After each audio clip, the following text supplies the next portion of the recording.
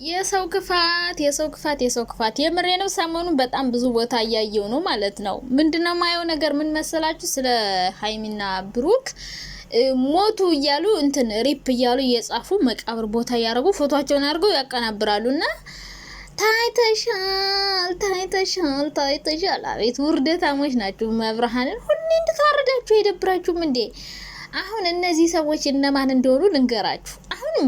አሁን እኮ እነሱ ላይ ምንም አይነት ተቃውሞ ያለው ሰው ብዛም የለም።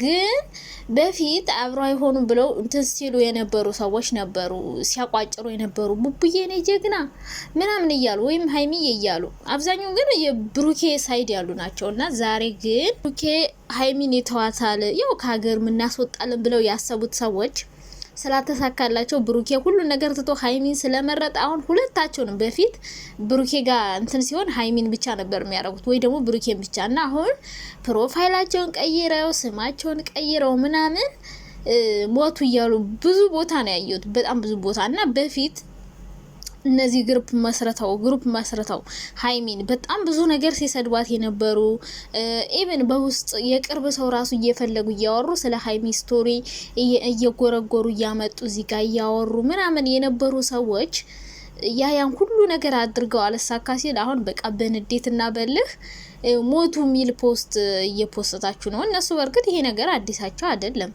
ምንም አዲስ ነገር አይደለም። ግን ምን አደረጓችሁ እናንተ? ምን ሆናችኋል? አሁን ሀይሚና ብሩክ እኮ ማለት ነው እንዴ የስንት ሰው ጉሮሮ እንደሚዘጉ አታውቁም እንዴ እናንተ? የምሬን እኮ ነው። በጣም ብዙ ሰው በእነሱ ብር ይሰራል። ይህ ማወቅ አለባችሁ። ተምብሬንም ለጠፈ፣ ፎቶም ለጠፍን፣ ፈተፈትንም፣ ቀጠቀጥንም፣ ምናልም በቃ ብዙ ሰዎች ሪያክሽን የሚሰሩ ሰዎች አሉ በእነሱ። ያው አሁን ብዙም ባይሰሩም ሶሻል ሚዲያ ላይ ብዙም አይደሉም አሁን። ምክንያቱም በቃ አሁን አሪፍ ላይ ስለሆኑ የሆነ መነጋገሪያ የሚሆን ነገር እና አብረሽና ሩታ ናቸው እየሰሩ ያሉት። እነሱ በጣም አሪፍ እየሰሩ ነው። እና ሀይሚም ግን ወደፊትም ይሰራሉ፣ አሁንም እየሰሩ ነው። እነሱ ደግሞ እና ሀይሚ የሚሰሩት ደግሞ የሆነ ክብራቸውን ጠብቀው በስነ ስርዓት ምናምን ነው። እና እነሱ በጣም የሚያስተምር ደስ የሚል ነው። ብዙ ሰው በእነሱ አሁንም ይሰራል። ያኔ እንደናብርሽ ባይሆንም ይሰራሉ። አንድ ሰሞን ግን እነሱ ነበሩ አንቀጥቅጠው ይዘውት የነበረ። አሁን ግን እና አብርሽ ናቸው እየመሩት ያሉት ሶሻል ሚዲያውን ማለት ነው፣ አብርሽና ሩታ። ከዛ ሀይሚና ብሩክ የሆነ ሰዓት ግን ሀይሚና ብሩክ በልጠዋቸው ነበር ታውቃላችሁ፣ አብርሽና ሩታ ግን አሁን ተበልጠዋል። ብቻ ጎበዝ ናቸው። ብዙ ሰው በእነሱ ጥቅም እንደሚያገኝ ማወቅ አለባችሁ። ሲቀጥል ደግሞ ብትናደዱ፣ ብትዘቀዝቁ፣ ብትከረብቱ እነሱ ምንም አይመስላቸው። ሲቀጥልና ሲቀጣጥል ማለት ነው። የእዩ ቪዲዮ የት ነው ያላችሁ? ቲክቶክ ነው። ፕሮሞሽን ጸጉር ቤት ላይ የተሰራችበት ቦታ ማለት ነው ያገኘዋት። እኔ ለምን እንደሆነ አላቅም፣ ትመጣብኛለች ዝም ብላ ማለት ነው። እና ቲክቶክ ላይ ነው የሆነ ጸጉር ቤት ሄዳ በዛውም እንደ ፕሮሞሽን ነገር እየሰራች ነው። እንደዛ ነው ያየዋት። እና ብሩኬ ደግሞ 400 ሺህ ገብቷል። ኮንግራ ብሮ፣ ኮንግራ። ሀይሚን ደግሞ 200 ሺህ አስገቧት እንጂ እናንተ በነካጃችሁ ሀይሚ 200 ሺህ አስገባት። እና ብሩክና ሀይሚ አሁን ሁለቱም ሳይድ እየሄዱ ነው። በፊት ቲክቶክ ላይ አይታወቁም ነበር። አሁን ግን ቲክቶከርም እየሆኑ ነው፣ ዩቲዩበርም እየሆኑ በቃ በሁሉም እያጣደፉት ነው። ሲቀጥል ደግሞ ወይኔ ዛሬ ቅድም ማለት ነው ጧት ምንድነው ስለ የነበረው በነገራችን ላይ እኔ አንዳንዴ ቃላቶቹ ከየት እያመጣ ምላሴ ላይ እንደሚለጠፍ ጧት በነገራችን ላይ እያልኩ በጣም ማውራት ራሱ ተሳቀቄ ነበር። አሁን ደግሞ ምንድነው ስለ ነበር? አሁን ምንድነው ያልኩት? እሱን ነው እያልኩ ያለሁት። ብቻ ኮንግራ ብሩኬ 400 ሺህ እንደገባ አሁን ያየሁት። ይኸውላችሁ እኔ እኮ ምን አይነት ፈዛዛ ድንጋይ ራስ እንደሆንኩኝ።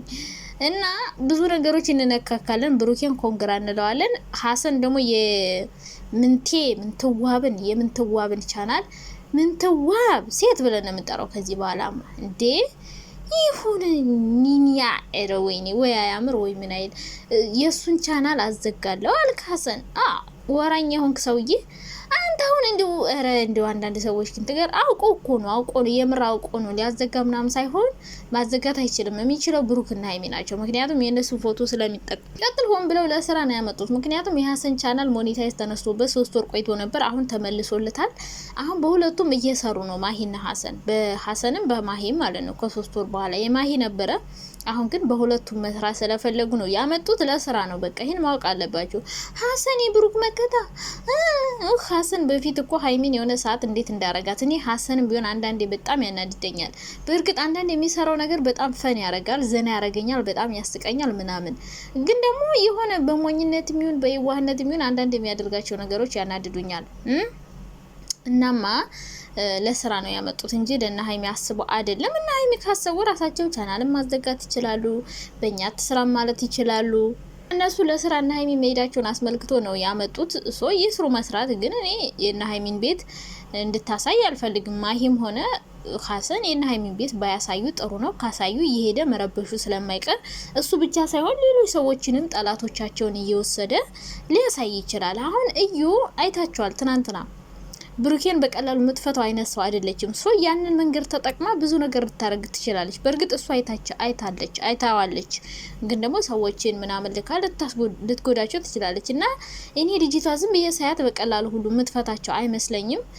ብቻ የቻለችውን ያህል እነሱን ለመጉዳት፣ ለማጣላት፣ ለማለያየት በጣም ብዙ ጥረት እንደምታረግ ግልጽ ነው። ግን ደግሞ ይሄን ነገር በደንብ መቋቋምና ማለፍ አለባቸው ብዬ ነው የማስበው። መሸወድም የለባቸውም። እሷ ምንም ነገር ልታረግ ትችላለች። እነሱን ለማጣላት የማታረገው ነገር ይኖራል ብዬ አላስብም። ብዙ ነገሮችን ልታረግም ልትሞክርም ትችላለች። ሶ ይሄን ነገር ደግሞ በጽናት በብርታት ጎበዙ ናችሁ ማለፍ እንዳለባችሁ ነው የምረዳው። ከዛ በተረፈ ፎቶ መዘቀዝቁ ፕሮፋይል ስም ቀይራችሁ በፊት እንወዳቸዋለን እናከብራቸዋለን ስትሉ የነበራችሁ አሁን ደግሞ ከሀይሚ ጋር መሆኑን ስታውቁ ተናዳችሁ ፎቶ ምናምን የምትከረብቱ ሰዎች ነፍስ ይማር። ምንም ማድረግ አይቻልም።